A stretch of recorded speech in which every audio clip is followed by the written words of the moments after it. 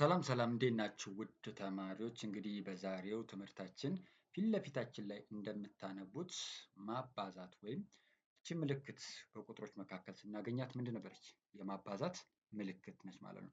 ስለዚህ ዛሬ የሂሳብ ትምህርት ይሆናል ማለት ነው። መሰረታዊ የማባዛት ህጎችና ስለ ጊዜ ቤት አንዳንድ ነገሮች የምናይ ይሆናል ማለት ነው። አብራችሁን ቆዩ። እንግዲህ ማባዛት ምን ማለት ነው ከሚለው ነው የምንጀምረው። ማባዛት ማለት ማቴማቲካል ኦፕሬሽን ነው። አንዱ ከሂሳብ ስሌቶች ውስጥ አንዱ ከአራቱ የሂሳብ ስሌቶች ውስጥ አንዱ ምንድነው? ማባዛት ምንድነው? የሚደጋገም ተመሳሳይ መጠን ያላቸውን መደመርን ሪፕሬዘንት የሚያደርግ ነው ማለት ነው። ወይም የሚወክል ምን ይባላል? ማባዛት ወይም መልቲፕሊኬሽን እንለዋለን ማለት ነው። ይህ ማለት ለምሳሌ ሶስትን ሲባዛ በአምስት ማለት ምን ማለት ነው? ሶስት ሲባዛ በአምስት ማለት ሶስትን ስንት የደምሯት ነው እያለን ነው? አምስት ጊዜ ማለት ነው። ስለዚህ ሶስት ሲደመር ሶስት ሲደመር ሶስት ሲደመር ሶስት ሲደመር ሶስት ማለት ነው። ስለዚህ ተመሳሳይ መጠን ያላቸው ሶስት ናቸው። ስንቴ ነው ግን?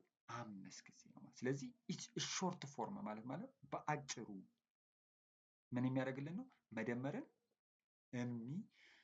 ሪፕሬዘንት ወይም የሚወክልልን ምን ይባላል ማለት ነው? ማባዛት። ለምሳሌ 3 ሲባዛ በ5 ስንት ነው? 15 አይደል? እነዚህም ሶስትን 5 ጊዜ ብትደምሯቸው መልሳቸው ስንት ነው? 15 ነው ማለት ነው። ለምሳሌ ሌላ ለምሳሌ 6 ሲባዛ በ5 ምን ማለት ነው? ይሄም ስድስትን ስንቴ ማለት ነው?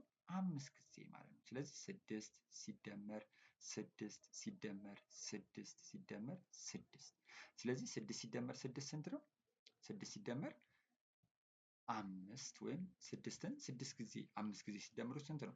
30 አይደል? ስለዚህ 6 ሲደመር 6 12 12 ሲደመር 6 18 18 ሲደመር 6 24 24 ሲደመር 6 ስንት ነው? 30 ማለት ነው። ሶ 6 ሲባዛ በ5 ስንት ነው ማለት ነው? መልሱ 30 ነው። ስለዚህ ማባዛት ሾርት። ሶ አሁን የምናየው እንግዲህ ስለ ጊዜ ቤት ነው።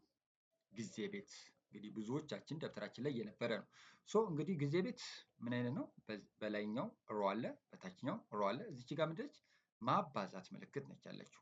ሶ የመጀመሪያው ሁሌም እንድታውቁት የምፈልገው ማንኛውም ቁጥር ከዜሮ ጋር ሲባዛ መልሱ ዜሮ ነው። ማንኛውም ቁጥር ከዜሮ ጋር ሲባዛ እንደምታዩት መልሱ ዜሮ ነው። ምን ማለት ነው? ዜሮ ሲባዛ በዜሮ ዜሮ ነው። ዜሮ ሲባዛ በአንድም ያው ዜሮ ነው። እዚህ ጋር መልሱ ዜሮ ሲባዛ በሁለትም ዜሮ ነው። ስለዚህ ማንኛውም በሂሳብ ከዜሮ ጋር ሲባዛ ምንድነው ማለት ነው? መልሱ ዜሮ ነው ማለት ነው። ይሄ የመጀመሪያው ህግ ነው። ሁለተኛው የሂሳብ ህግ ማንኛውም ቁጥር ከአንድ ጋር ሲባዛ መልሱ ራሱ ቁጥሩ ነው ይላል ማለት ነው። ማንኛውም ቁጥር ደግሞ ከአንድ ጋር ስታባዙ ምንድነው ማለት ነው? መልሱ ራሱ ቁጥሩን ይሆናል ማለት ነው። ይህ ምን ማለት ነው? አንድ ሲባዛ በዜሮ ዜሮ ነው ማለት ነው። አንድ ሲባዛ በአንድ ስንት ነው? አንድ ነው ማለት ነው። አንድ ሲባዛ በሁለት ስንት ነው? ሁለት ነው ማለት ነው። አንድ ሲባዛ በሶስት ስንት ነች ማለት ነው? ሶስት። አንድ ሲባዛ በአራት ስንት ነው ማለት ነው? አራት። አንድ ሲባዛ በአምስት ስንት ነች? አምስት። አንድ ሲባዛ በስድስት ስንት ነው? ስድስት። አንድ ሲባዛ በሰባት ስንት ነው? ሰባት። ስለዚህ ማንኛውም ቁጥር ከአንድ ጋር ስታባዙ ደግሞ መልሱ ምንድነው ማለት ነው? ራሱ ቁጥሩ ነው። ይህ ማለት አንድ ሲባዛ በመቶ ስንት ነው ማለት ነው? መቶ። አንድ ሲባዛ በአምስት መቶ ብንል መልሱን ስንት ነው ማለት ነው? አምስት መቶ። ስለዚህ ሁለቱን የመጀመሪያ ህጎቻችንን እናውቃለን ማለት ነው። ሶ እንግዲህ እንዴት ነው የምንጠቀመው የሚለውን እኔ ስለዚህ አሁን ሁለት ሲባዛ በዜሮ መልስ ስንት ነው መልሱ? ዜሮ ይሆናል። ሁለት ሲባዛ በአንድ ስንት ነው መልሱ ማለት ነው? ራሱ ቁጥሩ ስለሆነ ሁለት። ሁለት ሲባዛ በሁለት ስንት ነው? አራት። ይህ ማለት ሁለት ሲባዛ በሁለት ማለት ምን ማለት ነው? ሁለትን ሁለት ጊዜ ደምራት። ሁለት ሲደመር ሁለት እንደማለት ነው። አራት ይሆናል ማለት ነው። ሁለት ሲባዛ በሶስት ስንት ነው? ስድስት። ሁለትን አሁን ደግሞ ሶስት ጊዜ ደምራት እያለን ነው ማለት ነው። ሁለት ሲባዛ በአራት ስምንት። ሁለት ሲባዛ በአምስት ስትሉት ስንት ነው? 10። ይህ ማለት ስንት ነው? ሁለትን አምስት ጊዜ ደምራት እያለኝ ነው። ስለዚህ ለዚህ ነው ማባዛት ሾርት ፎርም። ሾርት ፎርም ማለት አጭር ሜትድ ነው። ምንን ለመግለጽ? መደመርን ለመግለጽ የምንለው ማለት ነው። ምክንያቱም አሁን ሁለት ሲባዛ በአምስት ሾርት ነዋል 10 እንላለን። ሁለት ሲባዛ በአምስት ግን ምን ማለት ነው? ሁለትን አምስት ጊዜ ደምራት እያለን ነው። ሁለትን አምስት ጊዜ ደምራት። እስቲ ያስቡት ለብዙ ቁጥር ቢሆን ይሄ መደመሩ ይከብዳል። ስለዚህ ሾርት ፎርም ነው ማለት ነው ማባዛት የመደመር። ሌላ ለምሳሌ ሁለት ሲባዛ በስድስት 12። 2 ሲባዛ በ7 14 2 ሲባዛ በ8 16 2 ሲባዛ በ9 18 2 ሲባዛ በ10 ስንት 20 እያላችሁ እንቀጥላለን ማለት ነው። ሶ የሁለት ብዜቶች እነዚህ ይሆናሉ ማለት ነው። የሁለት ብዜቶች እነዚህ ይሆናሉ። 2 ሲባዛ በ12 ስታደርጉት ስንት ነው? 24 እንደማለት ነው።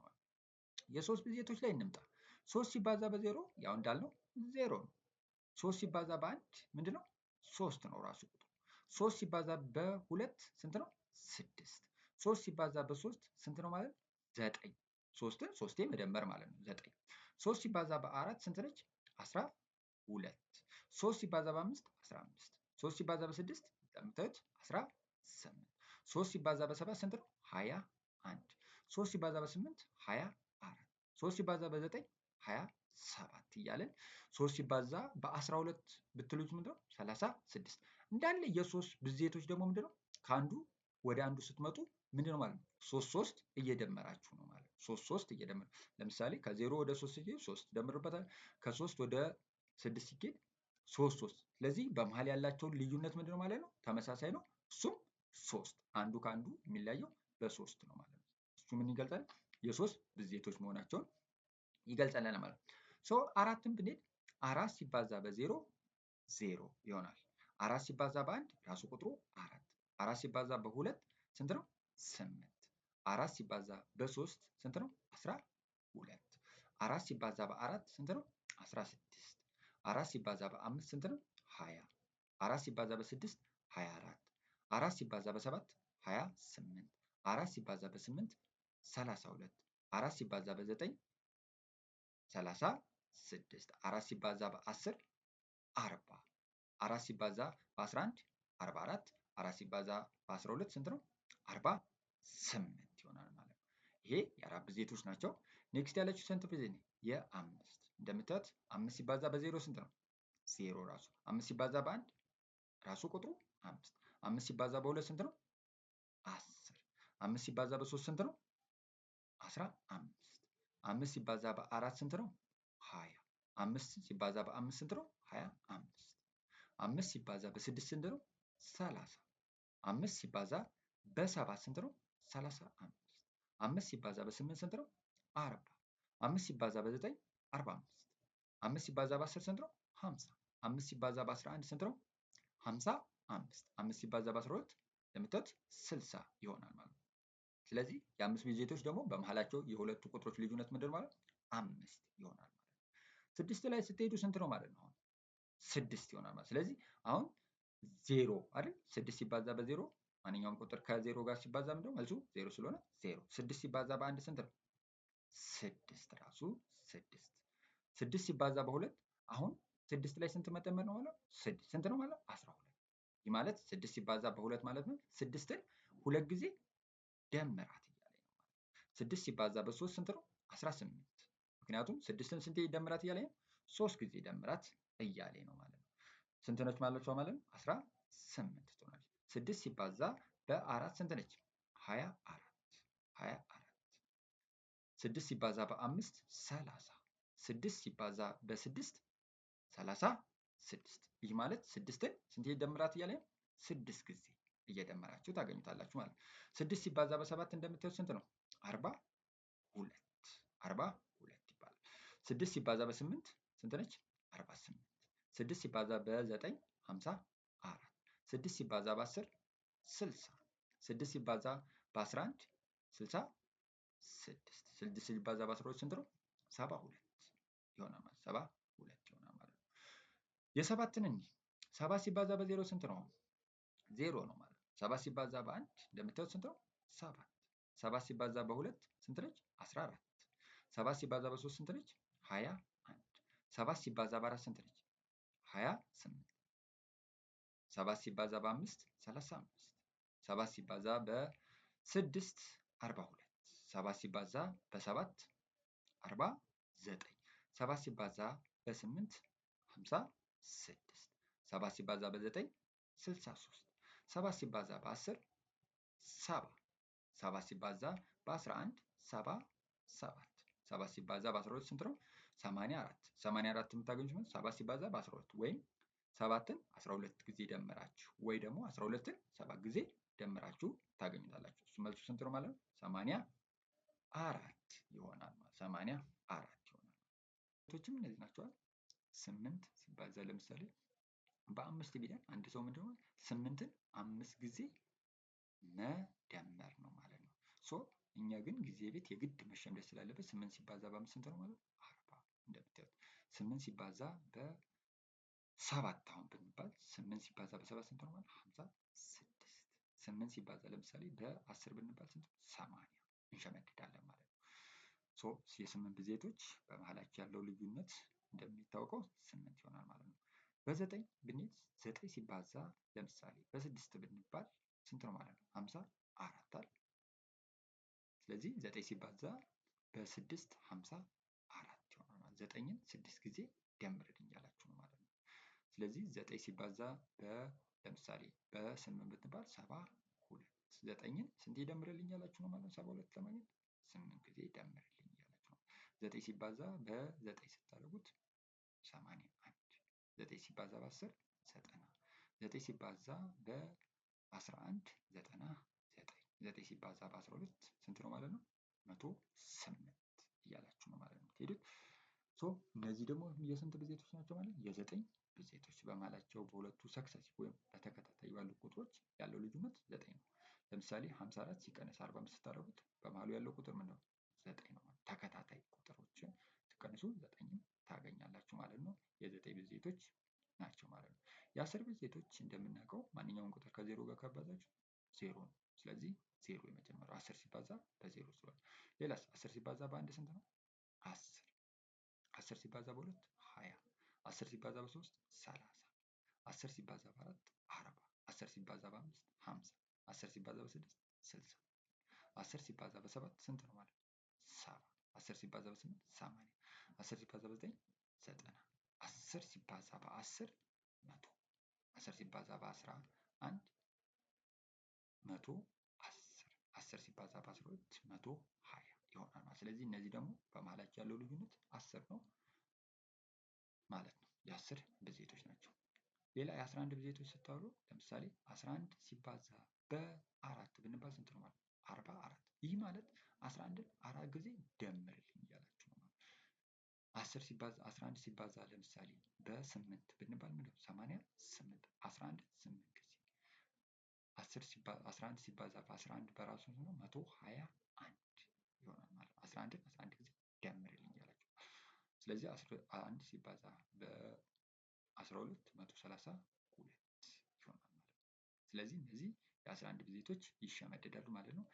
12 ብዜቶች ደግሞ እንግዲህ 12 ሲባዛ በዜሮ ያው ዜሮ ነው ሁሌም።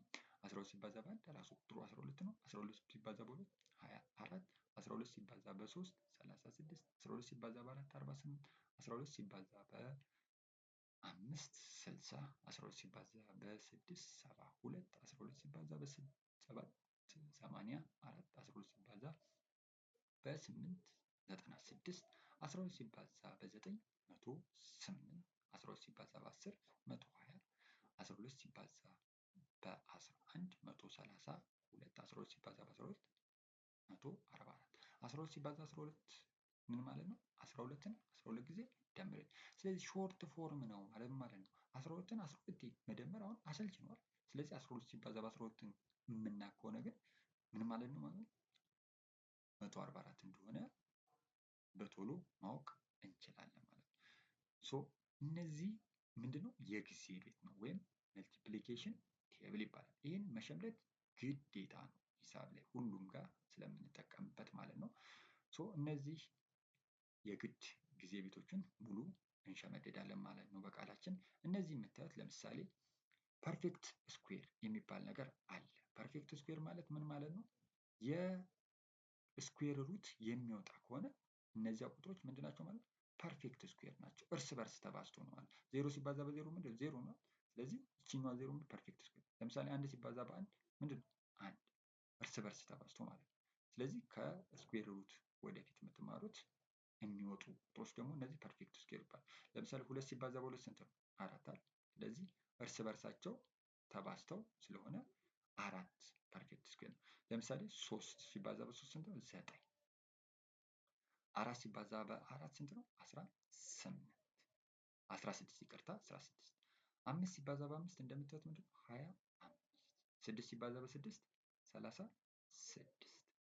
7 ሲባዛ በ7 49። 8 ሲባዛ በ8 64። 9 ወይም 9 ሲባዛ በ9 81። 10 ሲባዛ በ10 100። 11 ሲባዛ በ11 121። 12 ሲባዛ በ12 144። እነዚህ ምን ይባላሉ? እነዚህ አሁን ክብ ክብ ያደረግናቸው ቁጥሮች ፐርፌክት ስኩዌር ይባላሉ። ፐርፌክት ስኩዌር ማለት ስኩዌር ሩት ውስጥ ገብተው የሚወጡ ናቸው። በዚህ መንገድ የምታውቁት ግን እርስ በርስ ተባዝተው የሚመጡ ቁጥሮች እነዚህ ናቸው ማለት ነው። ስለዚህ 2 ሲባዛ በ2 4፣ 3 ሲባዛ በ3 9። እነዚህ ዲያጎናል ይሰራሉ ማለት ነው። በሌላ ንግግር እርስ በርስ ተባዝተው የምናገኛቸው ቁጥሮች ናቸው ማለት ነው። እነዚህ ካልኳችሁ ይህን ጊዜ ቤት እንግዲህ ሙሉ ለሙሉ መሸምደድ ግዴታ ይሆናል ማለት ነው። ምክንያቱም ሂሳብ ስትሰሩ ሁሉንም ካልሸመደድ ነው ሊያስቸግረን ስለሚችል ነው። ለዛሬ የነበረን ሙሉ ትምህርት እንግዲህ ይህን ይመስላል። አይ ቲንክ እንደተረዳችሁኝ ተስፋ አደርጋለሁ። በሚቀጥለው ክላሳችን ደግሞ ሌሎች ቁጥሮች ኖርማል የሆኑ ቁጥሮችን እንዴት ማባዛት እንችላለን የሚለውን እያባዛን ፕራክቲካል የምናይ ይሆናል ማለት ነው። እስከዚያው መልካም ጊዜ እላለሁ። አመሰግናለሁ።